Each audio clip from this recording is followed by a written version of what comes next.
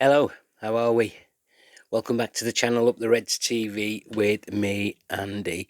First of all, please subscribe to the channel, please share and please like this video. I'd really appreciate that. This one is the pre-match one of Liverpool versus Chelsea.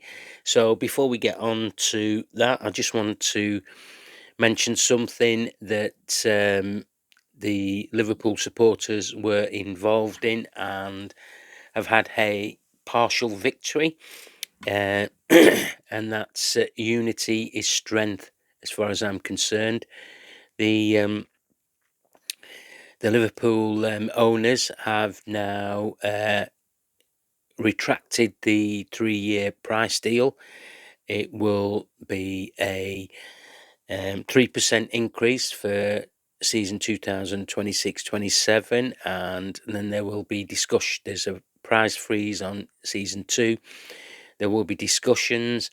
There will be I don't like to call it a pen. There will be a young boys, young girls supporters section and the Annie Road stand, and yeah, so everybody that was involved in that, especially the Spine Cop, Spirits Shankly, and all the volunteers that were handing out the yellow cards. Well done to you guys. You noticed that I had over my shoulder where Isaac was my yellow card and my support for that. And you know what? Common sense prevails. At the end of the day, we as football supporters, as supporters that go to the games, we want to be entertained. We want to watch the game, I wouldn't say as cheaply as possible, because that's not the case these days. It is expensive to go and watch a game of football, regardless of where you come in the world. But yeah, so well done everybody that was involved. And look, the fight still goes on, because it might be a 3% increase next season, and the season after that there's no increase. But Liverpool Football Club have yet again made another U-turn. So as I said at the beginning, unity is strength, and this is what happens. And I know a few people have been having a go at the ones that were saying, well, it's only a couple of quid. But my answer to you guys there is, look, it might be a couple of quid to you, but that couple of quid could tip over a guy or a girl, or a family for that matter, that have been going to Anfield for years, and enough was enough. So things do work, don't they, if you have a plan of action, and Liverpool supporters always have a plan of action. Started off with the no flags, made a massive difference before kick-off, and yeah, so and then obviously the second protest was the of the yellow cards, and that great banner that was in the corner of John Henry with his fingers in his ears. So yeah, as I said, well done to everybody involved. You're a credit to yourself. You're a credit to the supporters of our great club. Okay, so let's get on to the pre-match warm-up then. Okay, so we take on the FA Cup finalists. Mad that, ain't it, when I say that. They're I think they've lost 6 or 7 on the bounce. But we always look at the last 4, don't we? League games. So they lost at home 3-0 to Man City. They lost at home to Manchester United 1-0. They lost 3-0 at Brighton away, and they lost at home 3-1. So they're 9th in the league, 10 points off 5th place or whatever. They're not going to make Champions League. The best that they can do is win the FA Cup and get into the Europa League. They played 35 games, won 13, drawn 9, lost 13. scored 54 goals, conceded 48, on a +6 there with 48 points. So, but the last 4 games, obviously, won none, drawn none, lost 4. They've scored 1 goal and they've conceded 10 goals. So they come to Anfield on the back of those 6, 7 losses, whatever it is. They'll not have Champions League footy next season, and that is massive for Chelsea Football Club financially. That could tip them over the edge because they're already in trouble with the governing bodies of how they've been doing things, and they've been caught out and they've admitted that. But there could be more to follow on that. And as football supporters, you have to feel sorry for the fans. You do, because you go to the games. I believe there were few empty seats at the Forest game. There's talk about not selling out the whole allocation for the cup final at Wembley when it's up the road from them. I mean, that's unprecedented. So looks like the Chelsea fans are had enough of Blue Co, or whatever they call themselves. So yeah, it is. But for Liverpool, we're playing them at the right time. We said that against Southampton. We were all against Tottenham Hotspurs. We were made to look stupid in that game, and because we ended up drawing that 1-1 when we should have seen that game out. So a win for the Reds, I will say, will guarantee us Champions League football. If Villa go and win the Europa League, they jump into the Champions League, and I think there'll be an extra space going for English clubs. So just watch out for that. I think that's how they do it. So, like I say, a win for the Reds will guarantee a Champions League qualification. We might have to play I won't say it's a dead rubber game, but we might have to play a qualification game at the beginning of next season. But if that's the case, that's the case, and that's how it is. Chelsea are on their third manager this season since the departure of Maresca and Senior. I mean, he was out of his depth, that Rossini, way out of his depth.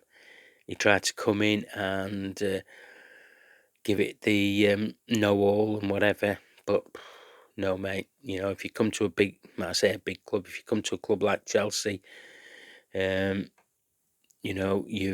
got to be on it from the start. And I think the Maresca one, I think he wanted to get himself sacked and removed from the job so he can take over at Man City when Guardiola goes. So yeah. So there's a new man in the dugout. He's called Callum McFarlane from the backroom staff. If I'm honest with you, I know nothing more about him other than I think he was in Maresca's backroom staff when he came in. So no doubt he'll want him to play Maresca's way on that. So and obviously they've got injuries. They've picked up injuries, so I've no idea who's going to be starting where for their lineup as they come to Anfield. But I just want to concentrate on us. If I'm honest with you, Reds, after the Manchester United defeat and the fallout still continues from that, I went away for the week. I tried not to look at the phone. But it was just a bit impossible because there was lots of stuff that was flying about. The accusations about the training the squad do, the accusations about players being given extra time off. They're going off to Europe and taking family selfies and putting it on their Instas. Look, I'm not saying that the lads don't need time off, but when it's the business end of the season and before you play Manchester United, which to 100% of Liverpool supporters, not even 99.9%, 100% of the Liverpool supporters, this is a massive game, regardless of where you are in the season, and you have to win the bragging rights. And you know what pees me off about this Liverpool side going into Manchester, playing City and United? We played City twice, haven't we? And United once in Manchester, with the City game being the FA Cup game. You know, we conceded 10 goals and scored 2. That's how massive the drop has been for us this season. Absolutely massive. So yeah, it's been a shambles, really. You know, senior players not seeing eye to eye with the head coach, and other little tidbits that are coming out. So, 24 games this season, we failed to score once in the first half.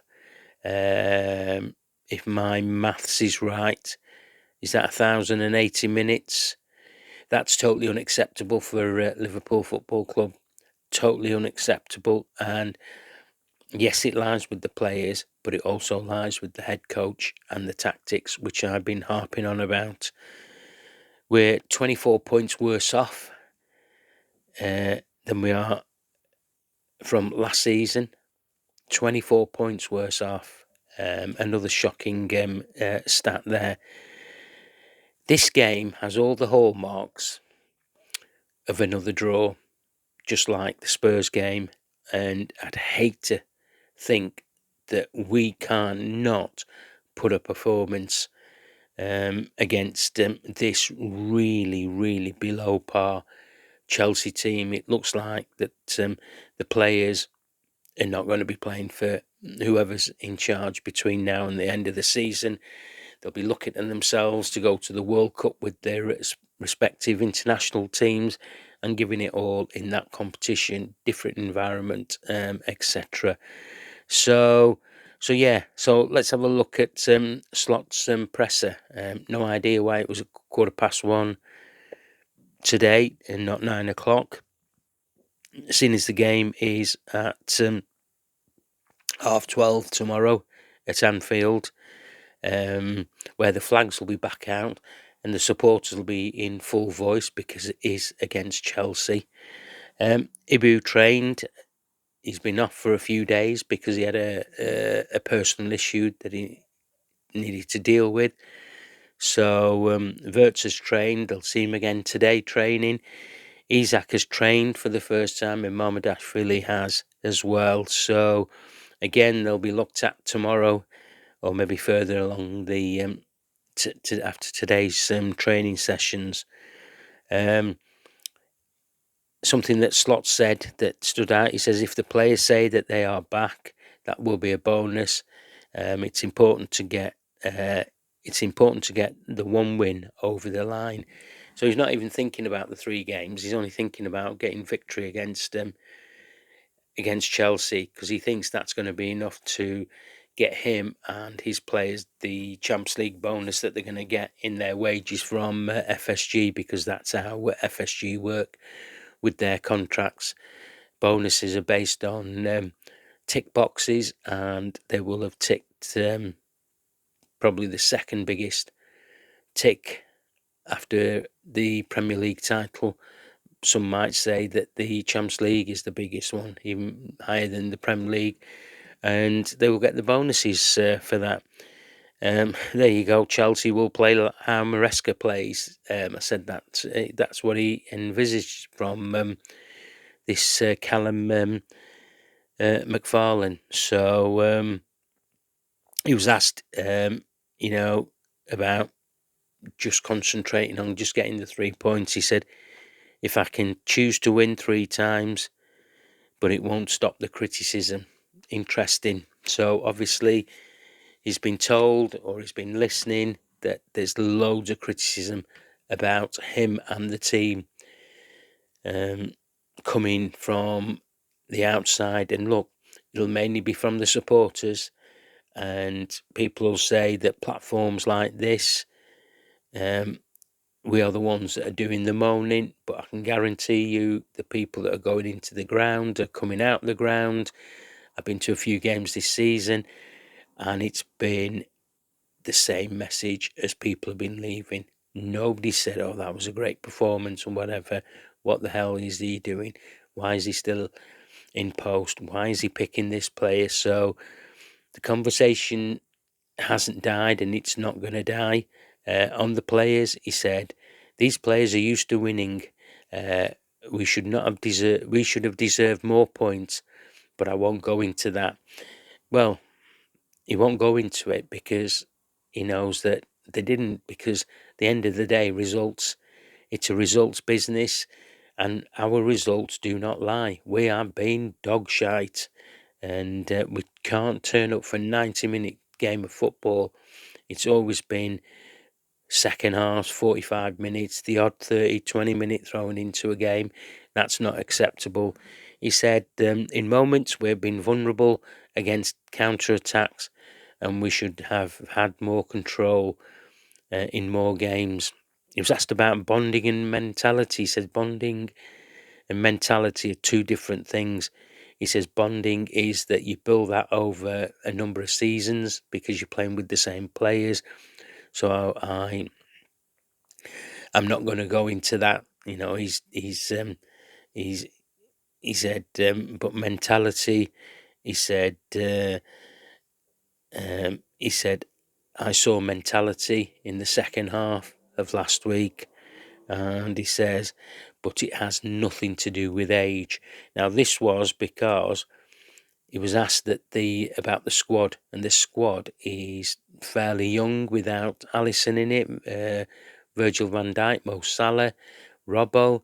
I think the question was more about the other players. So he was saying that mentality has nothing to do with age.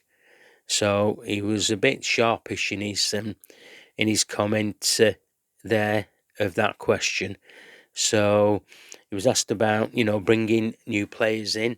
He said, looking forward to working with all players next season. New players always change things. It depends who we bring in.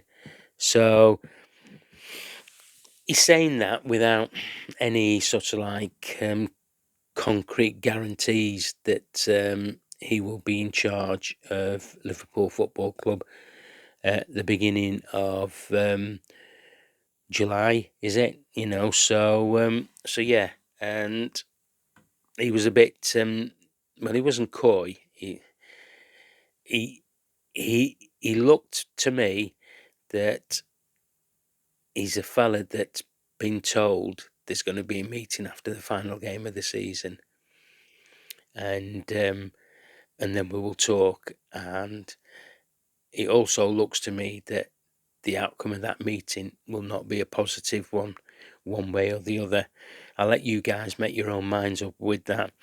So, last 4 games at Anfield against Chelsea, we've beaten them 2-0 on all occasions. But like I say, this season you do not know which Liverpool team is going to turn up.